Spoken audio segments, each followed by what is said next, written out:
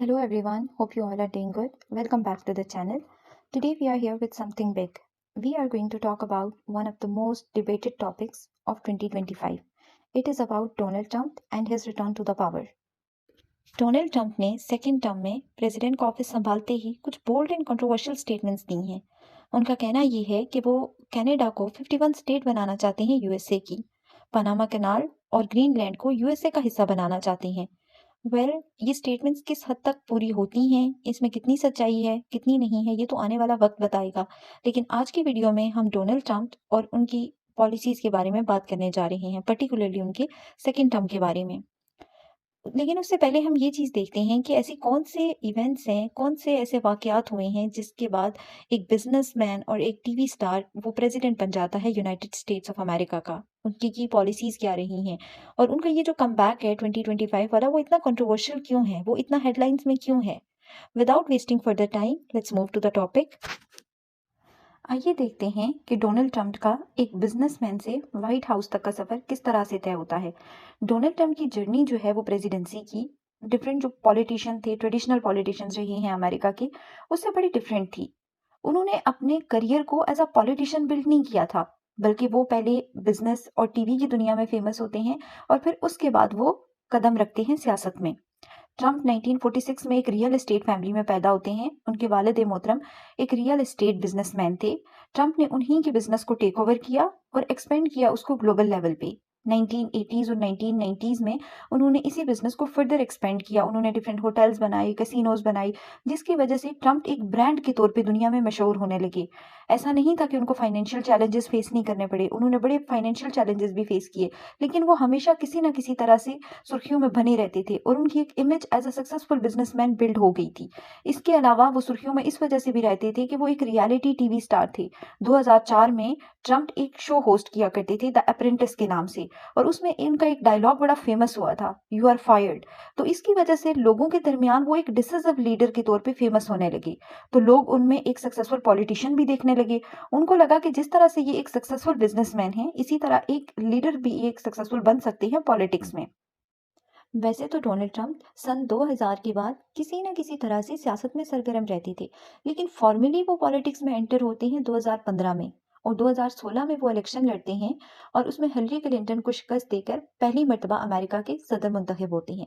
America के सदर का ओहदा संभालते ही उन्होंने कुछ ऐसी पॉलिसीज अडॉप्ट की जो कि पहले जितने भी अमेरिकन ट्रेडिशनल सदर गुजरे हैं उन्होंने नहीं अडॉप्ट की थी। उन्होंने ऐसे इश्यूज पे बात की जिन पर अमेरिकन चाहते थे की बात की जाए। वो अमेरिका को दोबारा से ग्रेट बनाना चाहते थे। उन्होंने जॉब्स पे, इमिग्रेशन पे, ट्रेड पे बात की।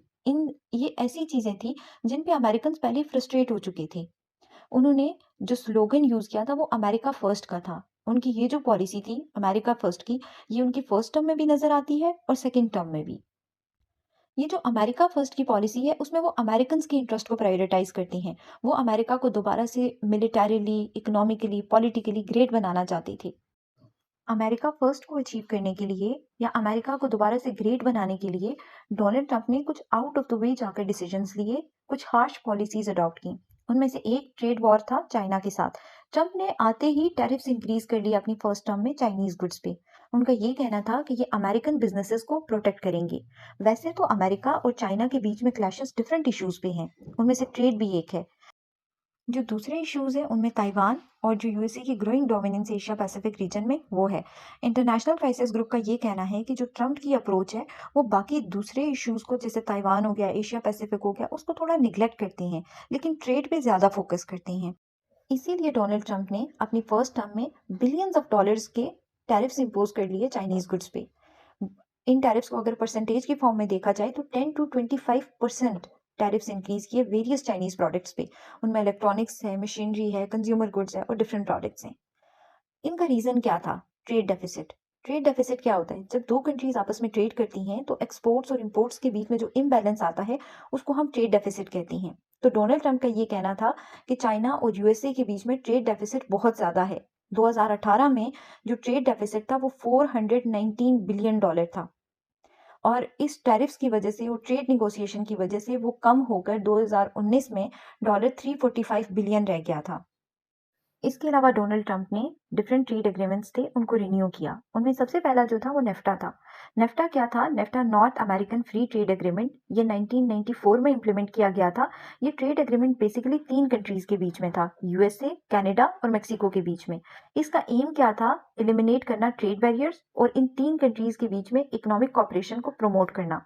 डोनाल्ड ट्रंप ने आते ही 2020 में इसको चेंज करके यूएसएमसीए, पहले तो इसका नाम चेंज कर दिया, United states Mexico Canada agreement कर दिया। उसके अलावा इसमें चेंजेस लेके आए और ट्रेड रूल्स को अपडेट कर दिया। इसमें स्ट्रॉन्ग लेबर लॉज लेके आए, डिजिटल प्रोविजंस को भी ऐड कर दिया गया और ऑटोमेटिव इंडस्ट्री के लिए न्यू रेगुलेशंस अपडेट कर दी गई। डोनाल्ड ट्रंप ने ना सिर्फ इंटरनेशनल एग्रीमेंट्स को रिन्यू किया था अपनी फर्स्ट टर्म में, बल्कि बहुत सारे इंटरनेशनल एग्रीमेंट से विदड्रॉ कर लिया था। उनमें सबसे पहले उन्होंने पेरिस क्लाइमेट एग्रीमेंट से विदड्रॉ कर लिया था। Paris climate agreement climate change से रिलेटेड था। डोनाल्ड ट्रंप का ये कहना था कि climate change is a myth, it is not a reality. और ये जो एग्रीमेंट है, पेरिस क्लाइमेट एग्रीमेंट है, ये यूएसए इकोनॉमी के लिए बहुत ही ज्यादा अनफेयर है। इसके साथ साथ डोनाल्ड ट्रंप ने जेसीपीओए से विदड्रॉ कर लिया था। अब जेसीपीओए क्या है? Joint comprehensive plan of action. इसको ईरान न्यूक्लियर डील के नाम से भी जाना जाता है। ये बेसिकली साइन किया गया था 2015 में। किसके बीच में? पार्टीज कौन सी थी? Iran, United states, United kingdom, France, Germany, Russia, China and European union. ये एग्रीमेंट, इसका एम ही यही था कि ईरान के जो न्यूक्लियर प्रोग्राम है उसको लिमिट करना, और इन रिटर्न क्या होगा कि जितने भी यूनाइटेड स्टेट और यूरोपियन कंट्रीज हैं ये इकोनॉमिक सैंक्शंस हटा देंगी ईरान पर से। लेकिन डोनाल्ड ट्रंप ने 2018 में आते ही इससे विदड्रॉ कर लिया। अब चलते हैं मिडिल ईस्ट की तरफ। तो ट्रंप के अच्छे ताल्लुकात थे इसराइल के साथ फर्स्ट टर्म में। ताल्लुकात इस हद तक अच्छे थे कि Israeli prime minister Benjamin Netanyahu ने ये तक कह दिया था कि Trump is the best friend that Israel has ever had in the white house. और ट्रंप ने इस चीज़ को प्रूव भी किया। ट्रंप जब ऑफिस संभालते हैं और प्रेसिडेंट बनते हैं तो ट्रंप ने यूएस एम्बेसी को तल अवीव से मूव करके जेरूशलम में शिफ्ट कर दिया। उसके अलावा जो इसराइल का क्लेम था गोलान हाइट्स पे, उसको भी ट्रंप ने रिकॉग्नाइज किया। इसके अलावा ट्रंप ने नॉर्मलाइज करवाने की कोशिश की रिलेशनशिप अरब कंट्रीज के बीच में और इसराइल के बीच में। उसके लिए उसने अब्राहम अकॉर्ड साइन करवाया। बात करें अगर यूरोप और नेटो की, तो ट्रंप ने अपनी फर्स्ट टर्म में भी नेटो मेंबर स्टेट्स को डिफेंस स्पेंडिंग इंक्रीज करने को कहा था, बियॉन्ड 2% और एटलीस्ट 2% जो एक क्राइटेरिया है उसको मीट करें। इसके अलावा ट्रंप के डिसएग्रीमेंट्स थे यूरोपियन लीडर्स के साथ ट्रेड पे और सिक्योरिटी पॉलिसीज पे। बात करें रशिया की, तो ट्रंप रशिया के साथ अच्छे रिलेशन चाहते थे। बहुत सारे लोग इस चीज पे बिलीव करते हैं कि ट्रंप की बहुत ज्यादा सॉफ्ट पॉलिसीज है रशिया की तरफ। ट्रंप की स्ट्रॉन्ग इमिग्रेशन पॉलिसीज रही हैं फर्स्ट टर्म में। उन्होंने इस हद तक थी कि ट्रैवल बैन्स इंट्रोड्यूस करवा दिए बहुत सारी कंट्रीज के लिए। उनका ये कहना था कि ये नेशनल सिक्योरिटी के पर्पस के लिए है। इलीगल इमिग्रेशन को काउंटर करने के लिए वो एक और स्टेप उन्होंने लिया कि यूएसए मेक्सिको के बॉर्डर पे एक वॉल तक बना दी। उन्होंने यूएसए की अपने फर्स्ट टर्म में डिफेंस स्पेंडिंग इंक्रीज की थी और स्ट्रॉन्ग मिलिट्री एक्शंस लिए थे। फिर उनके टर्म में कोविड-19 आ जाता है। कोविड-19 के दौरान उन्होंने वर्ल्ड हेल्थ ऑर्गेनाइजेशन को बहुत ज़्यादा क्रिटिसाइज किया फॉर मिस हैंडलिंग ऑफ कोविड-19 और विदड्रॉ कर ली यूएसए की फंडिंग वर्ल्ड हेल्थ ऑर्गेनाइजेशन में से। अगर बात करते हैं इंडिया की, तो इंडिया के साथ डोनाल्ड ट्रंप के अच्छे ताल्लुकात रहे हैं। वो नरेंद्र मोदी को अपना फ्रेंड बताते हैं। उन्होंने इवन इंडिया में विजिट भी किया था। उन्होंने चाइना को काउंटर करने के लिए इंडियन ओशन में इंडिया को मिलिटरीली बहुत ज़्यादा मॉडर्नाइज किया। उसके साथ डिफरेंट एग्रीमेंट साइन किए इंक्लूडिंग क्वाड। पाकिस्तान और यूएसए के रिलेशंस की अगर हम बात करते हैं फर्स्ट टर्म में ट्रंप की, तो ट्रंप ने पाकिस्तान को अक्यूज किया था कि Pakistan was not doing enough for terrorism, और इसके लिए उन्होंने पाकिस्तान की एड बंद कर दी थी, सिक्योरिटी एड। हालांकि पाकिस्तान ने एक मेजर रोल प्ले किया था अफगानिस्तान में पीस लाने के लिए, और पाकिस्तान सिंस 2001 टेररिज्म के अगेंस्ट फाइट करने में एक मेजर पार्टनर रहा है यूएसए का। अभी देखते हैं कि ट्रंप की सेकंड टर्म में पाकिस्तान की तरफ उनकी पॉलिसीज चेंज होती हैं या नहीं होती, बट फर्स्ट टर्म में उनकी पॉलिसीज कुछ खातिर ख्वाह नहीं थी पाकिस्तान के लिए। अब बात करते हैं डोनाल्ड ट्रंप की सेकंड टर्म की। तो सेकंड टर्म में डोनाल्ड ट्रंप ने डेमोक्रेटिक पार्टी की कमला हैरिस को शिकस्त देकर 2024 के इलेक्शन में फाइनली वो यूएसए के सेकंड टाइम प्रेसिडेंट बनते हैं। उनकी इनॉग्रेशन होती है 20 जनवरी 2025 को। इनॉग्रेशन के बाद ही उन्होंने कुछ एग्जेक्टिव ऑर्डर्स पास किए। ऑल टुगेदर उन्होंने 26 एग्जेक्टिव ऑर्डर पास किए हैं। जो बाइडेन की बात की जाए, जो बाइडेन ने 9 एग्जेक्टिव ऑर्डर पास किए थे 20 जनवरी 2021 को। बराक ओबामा ने सिर्फ 2 एग्जेक्टिव ऑर्डर पास किए थे। बिल क्लिंटन ने 1 एग्जेक्टिव ऑर्डर पास किया था। बट डोनाल्ड ट्रंप ने आते ही पहले ही दिन 26 एग्जेक्टिव ऑर्डर्स पास किए हैं, और बहुत सारे एग्जेक्टिव ऑर्डर्स को चैलेंज किया गया है कोर्ट में। लाइक कुछ इमिग्रेशन से रिलेटेड थे, कुछ फेडरल फंडिंग से रिलेटेड थे, फेडरल प्रोग्राम्स के रिलेटेड थे, गवर्नमेंट डाटा अवेलेबिलिटी से रिलेटेड थे और डिफरेंट और भी थे। सवाल ये पैदा होता है कि डोनाल्ड ट्रंप की ये जो सेकंड टर्म है, why it is so controversial, ये इतना हेडलाइंस में क्यों है? तो एक मेजर रीजन ये है कि यूएसए की पॉलिसीज का पूरी दुनिया पे इम्पैक्ट होता है। चाइना की तरफ अगर बात की जाए तो बड़ा टफ स्टांस है। चाहे ट्रेड की बात करें, हम टेक्नोलॉजी रिस्ट्रिक्शन की बात करें, जब वॉर स्टार्ट की हुई है, जो बाइडेन ने तो 100% टैरिफ लगा दिए थे इलेक्ट्रिक व्हीकल जो चाइनीज थी उन पे। मिलिट्री कंपटीशन है इन कंट्रीज का आपस में, यूएसए और चाइना का। उसके अलावा नेटो की बात करें तो यूएसए थ्रेटन कर रहा है अब अपने नेटो मेंबर एलाइज को कि वो डिफेंस स्पेंडिंग इंक्रीज करें, वरना उनका जो भी फ्यूचर होगा यूएसए को उससे कोई कंसर्न नहीं है। मिडिल ईस्ट की बात करें तो वो अब्राहम अकॉर्ड को एक्सपेंड करने की बात करते हैं, गजा स्ट्रिप को खाली करवाकर वहां पे ट्रेड और बिजनेस की बात कर रहे हैं ट्रम्प। रशिया यूक्रेन की बात की जाए तो जो अभी रीसेंट मीटिंग हुई है, उससे ये पता चलता है कि बड़ा अनसर्टन फ्यूचर है, क्योंकि जिस तरह से डोनाल्ड जे ट्रम्प ने वेलकम किया है जेलेंस्की को व्हाइट हाउस में, तो उससे तो बड़े अनसर्टन फ्यूचर नजर आता है इसका। और इसी अनसर्टन फ्यूचर को देखते हुए क्या ताइवान फ्यूचर में कुछ भी होता है तो ताइवान यूएसए से हेल्प मांगेगा या नहीं, और यूएसए क्या हेल्प करेगा या नहीं? क्या इंडिया जैसे पार्टनर, जिसको यूनाइटेड स्टेट्स ऑफ अमेरिका एक फ्रेंड कहते हैं मोदी को, उसके ऊपर भी टैरिफ्स लगेंगे या नहीं? अगर टैरिफ्स लगेंगे तो इंडियन इकोनॉमी का क्या होगा? और कि अगर यूएसए इतने टैरिफ्स लगा रहा है, यूएसए ने जो आते ही बॉम्ब गिराया है कनाडा पे, मेक्सिको पे, कि उन पे टैरिफ्स लगाए जाएंगे, तो उसका अमेरिकन इकोनॉमी पे क्या होगा, कनाडा की इकोनॉमी पे क्या होगा, उसका मेक्सिको की इकोनॉमी पे क्या इम्पैक्ट पड़ेगा, ओवरऑल ग्लोबल इकोनॉमी पे क्या इम्पैक्ट पड़ेगा? ट्रम्प की जो इमिग्रेशन पॉलिसीज हैं, उससे ह्यूमन राइट जो कंसर्न्स हैं, उनको किस तरह से एड्रेस किया जाएगा? तो ये सारी की सारी चीज़ें जो है, ये ओवरऑल पॉलिसी शिफ्ट्स की तरफ इशारा करती हैं। और ये ट्रम्प की जो टर्म है, सेकंड टर्म है, इसको बड़ा कंट्रोवर्शियल बनाती हैं, क्योंकि ट्रम्प की बहुत हार्ड पॉलिसीज हैं। इमिग्रेशन की तरफ देखा जाए या फिर ट्रेड की तरफ देखा जाए, वो अमेरिका को ग्रेट बनाने के चक्कर में कहीं अमेरिका को ही तो हॉन्ट नहीं कर रहे हैं? क्या अमेरिकन कंज्यूमर्स को, अमेरिकन पब्लिक को ही तो ज़्यादा से ज़्यादा इम्पैक्ट नहीं कर रहा है ये चीज़ें? सबसे पहले हम देखते हैं रीसेंट डेवलपमेंट्स को कि क्या हुई है ट्रम्प की सेकेंड टर्म में। By the way, it is too early to say something, क्योंकि ट्रम्प को अभी ऑफिस संभाले हुए कुछ टाइम हुआ है, बट हम कुछ डेवलपमेंट्स जो हुई हैं उनके बेसिस पे प्रिडिक्ट करते हैं कि क्या होने जा रहा है, क्या होंगी फॉरेन पॉलिसी उनकी क्या है, और उसका क्या इम्पैक्ट होने वाला है। सबसे पहले ट्रम्प ने एंटी ग्लोबलिस्ट हॉक्स को अपनी कैबिनेट में अपॉइंट किया है। सेनेटर मैक्रो रोबियो को उन्होंने सेक्रेटरी ऑफ स्टेट बनाया है। और मैक्रो रोबियो जाने जाते हैं अपनी एग्रेसिव पॉलिसीज के लिए। किसकी तरफ? चाइना की तरफ, रशिया की तरफ, नॉर्थ कोरिया की तरफ, ईरान की तरफ, क्यूबा की तरफ और डिफरेंट और कंट्रीज की तरफ। उसके अलावा जो माइकल वॉल्स है, उन्होंने उनको नेशनल सिक्योरिटी एडवाइजर मुंतखब किया है। और वॉल्स जो होते हैं उनका हार्ड लाइन स्टांस है चाइना की तरफ। इवन उन्होंने तो बीजिंग विंटर ओलंपिक्स को ही बाइकॉट कर दिया था। उसके अलावा जो पीटर हेगसेट है, उनको उन्होंने सेक्रेटरी ऑफ डिफेंस अपॉइंट किया है। और हेगसेट साहब तो हमेशा यूनाइटेड नेशन को ही क्रिटिसाइज करते रहते हैं कि वो फुली ग्लोबलिस्ट ऑर्गेनाइजेशन है, जो कि अमेरिकन और इसराइली जो इंटरेस्ट हैं उनको अपोज करती है। ऐसे लोगों ने ट्रम्प को एडवाइस करना है तो फिर क्या फॉरेन पॉलिसी बनेगी, आप समझ सकते हैं। बात करें नेटो की, तो ट्रम्प ने आते ही यूरोपियन नेटो मेंबर स्टेट्स को क्रिटिसाइज करना शुरू कर दिया है, उनको थ्रेटन करना शुरू कर दिया है कि डिफेंस स्पेंडिंग आप नेटो में 2% से ज़्यादा इंक्रीज करो। अदरवाइज यूनाइटेड स्टेट्स अलाउ करता है रशिया को कि जो करना चाहे यूरोपियन कंट्रीज के साथ वो कर सकता है। यूएसए की नेटो में स्पेंडिंग 2/3 है नेटो टोटल का। ट्रम्प ये कहते हैं अलाइज को कि आप इंक्रीज करो स्पेंडिंग को बियॉन्ड 2%। अभी करंटली ग्रीस, पोलैंड और 3 बाल्टिक स्टेट्स हैं जो कि 2% की कमिटमेंट को फुलफिल कर रही हैं। तो डोनाल्ड ट्रम्प इसी चीज को असर्ट कर रहे हैं कि आप स्पेंडिंग को इंक्रीज करो नेटो में। तो ये पॉलिसी शिफ्ट को शो कर रहे हैं, ये यूएसए की कमिटमेंट जो शिफ्ट हो रही है नेटो की तरफ से, उसको शो करते हैं। ट्रम्प के इस हार्ड लाइन स्टांस को चैथम हाउस ये कहता है कि इसकी वजह से ना इकोनॉमी की तरफ तो लॉस हो ही रहा है वैसे भी दुनिया में, तो मिलिट्री या डिफेंस की तरफ भी एक लॉस होगा 21st सेंचुरी में। डोनाल्ड ट्रंप के सेकेंड टर्म का एक एजेंडा ये भी है कि पीपल लिबरेशन आर्मी को काउंटर करना, जो कि वर्ल्ड क्लास मिलिट्री बनने जा रही है 2049 तक।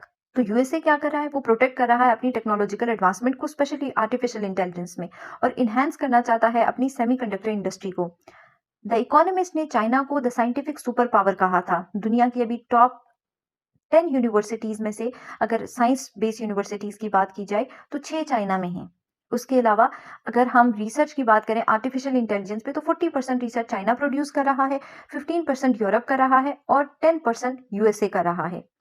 तो ये यूएसए के लिए एक कंसर्न है, जिसको यूएसए क्या करना चाहता है, काउंटर करना चाहता है। और इसके लिए यूएसए खुद और अपने एलाइज जितने भी हैं उनके साथ कर चाइना की टेक्नोलॉजिकल मॉडर्नाइजेशन को स्टॉप करना चाहता है, चाहे वो चिप अलाइंसेस के थ्रू हो या फिर डोमेस्टिक लेवल पे चिप्स को प्रमोट करना हो, या चाइना की जो टेक्नोलॉजिकल एप्स हों उनको ब्लॉक करना हो, या हुवावे को बैन करवाना हो खुद या फिर अपने एलाइज से। डोनाल्ड ट्रंप ने अपनी फर्स्ट टर्म में एक ट्रेडिशन स्टार्ट की थी इंटरनेशनल ऑर्गेनाइजेशन से विदड्रॉ करने की।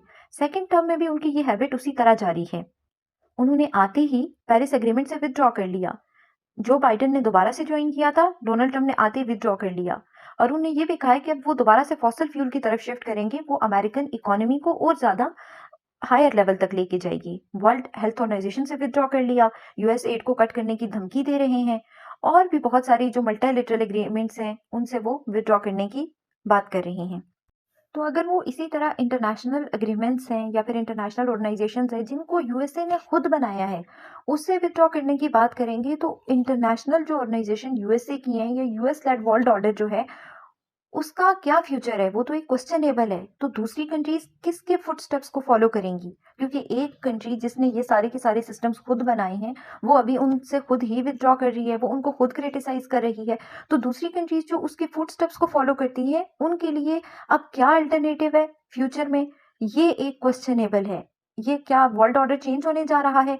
क्या चाइना कोई अल्टरनेटिव प्रेजेंट करेगा? ये चीज आने वाला वक्त बताएगा। इसके अलावा अगर हम बात करते हैं मिडिल ईस्ट की तरफ, तो अपने फर्स्ट टर्म में उन्होंने अब्राहम अकॉर्ड साइन करवा दिया था। सेकंड टर्म में उसको एक्सपेंड करने की बात की जा रही है फर्दर अरब स्टेट्स के साथ। और जो अभी मिडिल ईस्ट में सबसे बड़ा मसला चल रहा है वो है इसराइल गजा का। इसराइल गजा में डोनाल्ड ट्रंप अभी भी सपोर्ट टू स्टेट सोल्यूशन को ही कर रहे हैं, लेकिन उनका कहना है कि जो गजा स्ट्रिप है वहां पे जितने भी लोग हैं उनको नेबरिंग कंट्रीज इजिप्ट और जॉर्डन में शिफ्ट किया जाएगा, और उनको शिफ्ट करने के बाद वो जो जगह है उसको डेवलप किया जाएगा। लेकिन जो लोग वहां से निकाले गए हैं उनको वापस कब लाना है, इधर लाना भी है या नहीं लाना, इसके बारे में कोई प्रपोजल पेश नहीं किया, कोई बात नहीं की गई है। और बात करें ईरान की तरफ, तो अक्टूबर में जब डोनाल्ड ट्रंप की कैंपेन चल रही थी, तो उसमें एक स्टेटमेंट में डोनाल्ड ट्रंप ने ये कहा था कि when I was president Iran was totally in check. Iran उनके कंट्रोल में था। They were starved for cash, fully contained and desperate to make a deal.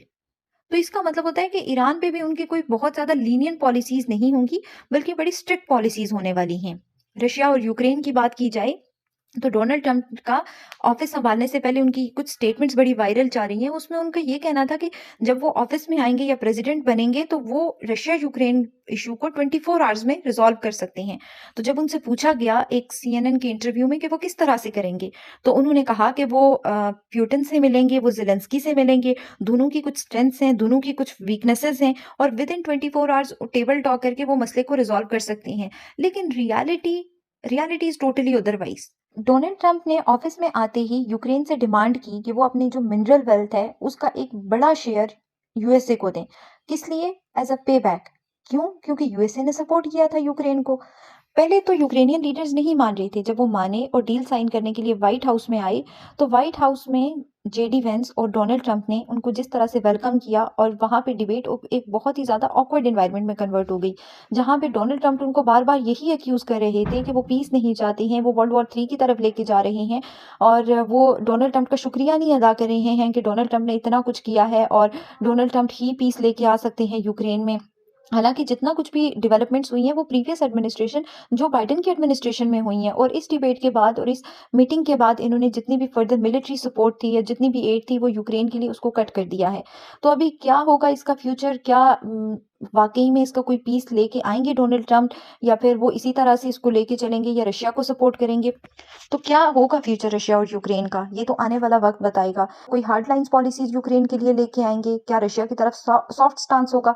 क्योंकि जितनी भी यूरोपियन कंट्रीज हैं वो यूक्रेन को सपोर्ट कर रही हैं, चाहे वो यूके हो, चाहे वो जर्मनी है, फ्रांस है, जितने भी और कंट्रीज हैं वो यूक्रेन को सपोर्ट कर रही हैं। यूएसए ने इस दफा अपने अलाइज और अपने नेबर्स को बुली करना शुरू कर दिया आते ही। ट्रम्प ने एक प्रपोजल दिया है कि यूएसए कनाडा को इंटीग्रेट होना चाहिए। ट्रम्प ने ये सजेस्ट किया है कि अगर कनाडा 51 स्टेट बनता है यूएसए की, तो यूएसए उस पर से टैरिफ रिमूव कर देगा, टैक्सेस हटा देगा, कम कर देगा टैक्सेस, और चाइना और रशिया अगर की तरफ से अगर कोई सिक्योरिटी थ्रेट्स है तो डिफेंस जो होता है वो यूएसए देखेगा। और उसके अलावा क्या है कि कनाडा पे 25% टैरिफ इम्पोज किए जाएंगे कैनेडियन गुड्स पे। अब कनाडा ने भी 25% रिटेलिएटरी टैरिफ्स इंपोज किए हैं $107 बिलियन के। अल्टीमेटली हर्ट कौन हो रहा है? दोनों कंट्रीज की पब्लिक। कनाडा भी ट्रेड वॉर स्टार्ट करने जा रहा है, जैसे कि चाइना के साथ उनकी वॉर चल रही है और वर्ल्ड ट्रेड ऑर्गेनाइजेशन में इसके अगेंस्ट यूएसए के अगेंस्ट एक कंप्लेन भी फाइल कर रहा है इस ट्रेड वॉर के लिए। और मेक्सिको की बात करें, मेक्सिको पे भी कह रहे हैं कि हम टैरिफ्स लगाएंगे। 83% जो मेक्सिको की एक्सपोर्ट्स हैं वो यूएसए में जाती हैं और 26% मेक्सिको की जीडीपी जो है वो इन एक्सपोर्ट्स पे ही डिपेंड करती है। मेक्सिको ने भी कहा है कि वो भी रिटेलिएटरी टैरिफ्स इंपोज करेंगे, लेकिन कितना करेंगे, कब करेंगे, वो अभी नहीं अनाउंस किया। ट्रम्प का फेवरेट वर्ड ही टैरिफ है इंग्लिश डिक्शनरी में। February 4 को ट्रम्प ने 10% टैरिफ्स इंपोज किए हैं चाइनीज गुड्स पे। तो चाइना ने भी रिटेलिएटरी टैरिफ्स इंपोज किए हैं 10 to 15% यूएसए की एग्रीकल्चरल प्रोडक्ट्स पे। और उसके अलावा जो 15 अमेरिकन फर्म्स को एक्सपोर्ट कंट्रोल लिस्ट में डाल दिया है बीजिंग ने। और बीजिंग भी कनाडा की तरह ही एक केस फाइल करने जा रहा है वर्ल्ड ट्रेड ऑर्गेनाइजेशन में यूएसए के अगेंस्ट। तो ये जो टैरिफ्स हैं, ये टैरिफ वॉर, ये ट्रेड वॉर जो स्टार्ट कर दी है डोनाल्ड ट्रंप ने। तो इसके अलावा डोनाल्ड ट्रंप ने इंडिया को भी बोला है कि इंडिया के पर भी टैरिफ्स इंक्रीज करेंगे और जितनी भी कंट्रीज जहाँ पे उनको डेफिसिट लग रहा है वहां वहां पे टैरिफ्स को इंक्रीज किया जाएगा। इंडिया और यूएसए की बात करते हैं तो इंडिया ने अपने फर्स्ट टर्म में अच्छे रिलेशनशिप मेंटेन करके रखे हुए थे ट्रंप के साथ। ट्रंप ने इवन अपनी कैंपेन में रिसेंटली सेकेंड टर्म की जो कैंपेन थी उसमें नरेंद्र मोदी को अपना फ्रेंड बताया है और साथ में ये इंटेंशन भी जाहिर की है कि वो टैरिफ्स इंपोज करेंगे इंडियन गुड्स पे। सेकेंड टर्म स्टार्ट होते ही 13 फरवरी 2025 को नरेंद्र मोदी ने विजिट किया है यूनाइटेड स्टेट्स का। टैरिफ की बात तो अपनी जगह है, लेकिन दोनों कंट्रीज ने 10 इयर्स का एक डिफेंस पार्टनरशिप साइन की है, जिसके तहत इंडिया जो है वो 6 एयरक्राफ्ट बाय करने जा रहा है यूएसए से। इसके अलावा स्पेस, एयर डिफेंस और एंटी टैंक मिसाइल्स में कॉपरेशन होगी दोनों कंट्रीज के बीच में इस पार्टनरशिप के अंडर। बात करें पाकिस्तान की, तो बहुत सारे एक्सपर्ट्स का ये कहना है कि पाकिस्तान और यूएसए के ताल्लुकात हमेशा किसी थर्ड पार्टी की वजह से रहे हैं। चाहे सोवियत अफगान वॉर हो, चाहे वॉर ऑन टेरर हो, चाहे तो हमेशा कोई ना कोई थर्ड पार्टी की वजह से दोनों के रिलेशनशिप चलते रहे हैं। 21st सेंचुरी में पाकिस्तान को इस चीज़ पे फोकस करने की ज़रूरत है कि वो इकोनॉमिक कॉपरेशन करे, अपनी एक्सपोर्ट बेस को बढ़ाकर वहाँ पे यूएसए में एक्सपोर्ट्स को इंक्रीज करे, क्योंकि अभी भी पाकिस्तान का सबसे बड़ा ट्रेडिंग पार्टनर यूएसए ही है। तो पाकिस्तान को जो कॉमन एरियाज हैं ऑफ इंटरेस्ट हैं दोनों कंट्रीज के बीच में, उसको एक्सप्लोर करने की ज़रूरत है और एक कॉर्डियल रिलेशनशिप दोनों कंट्रीज के बीच में इस्टेब्लिश करने की ज़रूरत है। और पाकिस्तान को इस चीज़ को भी ध्यान में रखना होगा कि चाइना और यूएसए की ट्रेड वॉर के चलते हुए दोनों कंट्रीज के बीच में रिलेशनशिप्स को मेंटेन करके चले। अब देखते हैं क्रक्स क्या है, क्या इम्पैक्ट होगा डोनाल्ड ट्रंप की पॉलिसीज का अमेरिका पे और ओवरऑल दुनिया पे। बेशक हम डीग्लोबलाइजेशन की बात कर रहे हैं, लेकिन 21st सेंचुरी में दुनिया आपस में बहुत ज़्यादा इंटरकनेक्टेड है, जितनी के पहले कभी भी नहीं थी।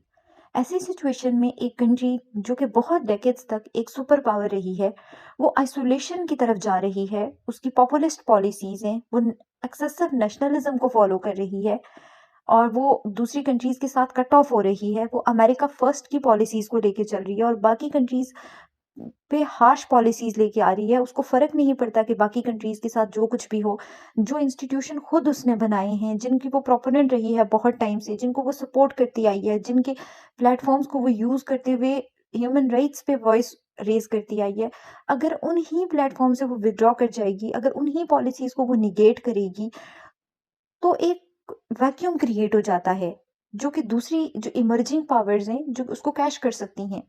फ्रांसिस फुकुयामा ने जब end of the history and last man दिया था, तो उस टाइम उनका यही कहना था कि अब लिबरल डेमोक्रेसी और कैपिटलिज्म ही फाइनल पॉलिटिकल और इकोनॉमिक सिस्टम्स हैं और वही रहेंगे। लेकिन अभी रिसेंटली 21st सेंचुरी में फ्रांसिस फुकुयामा ने खुद कहा है कि अभी बहुत सारी पावर्स और राइज कर रही हैं और वर्ल्ड ऑर्डर शिफ्ट हो रहा है। यूएसए का वर्ल्ड ऑर्डर वाकई में शिफ्ट हो रहा है, मल्टीलेटरलिज्म की तरफ जा रहा है।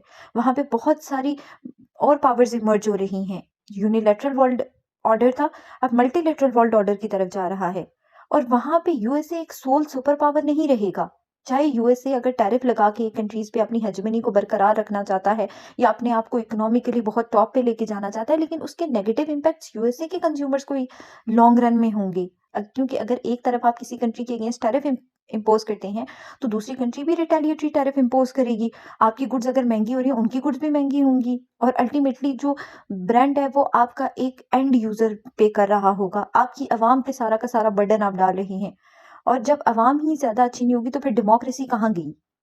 और दूसरी ये चीज है कि जो कंट्रीज जो आपकी क्रेडिबिलिटी की वजह से आपके पास आ जाती थी अपने सोल्यूशन के लिए, आप उनको किस तरह से ट्रीट कर रहे हो। यूक्रेन को आप देख लो, तो क्या बाद में जो छोटी नेशंस हैं क्या वो वापस आपके पास आएंगी, या जो आपके राइवल स्टेट्स हैं वो उनके पास जाना पसंद करेंगी। तो इन शॉर्ट ये कहा जा सकता है कि यूएसए की इस तरह की पॉलिसीज हैं जो कि डोनाल्ड ट्रंप ने अडॉप्ट की हुई हैं, इनसे यूएसए को ही लॉन्ग रन में इम्पैक्ट होगा, और नेगेटिव इम्पैक्ट्स हैं इसके यूएसए के लिए। यूएसए के अपने एक वर्ल्ड ऑर्डर के लिए हैं, यूएसए की एक सुपर पावर के लिए हैं, यूएसए के एंड यूजर के लिए हैं, यूएसए के कंज्यूमर्स के लिए हैं, यूएसए की कंपनीज के लिए हैं। वो एक अपने आप को इकोनॉमिकली प्रोटेक्ट करने के बजाय अपने आप को इकोनॉमिकली और ज्यादा डाउनफॉल की तरफ लेके जा रहे हैं। उनके जो कंपेटिटर्स हैं वो तो अपने ऑप्शंस कहीं और एक्सप्लोर कर लेंगे, एक मार्केट ना सही तो दूसरी मार्केट होगी, दूसरी मार्केट ना सही तो दूसरी मार्केट होगी, but what will you do then? So there is a dire need to think about it.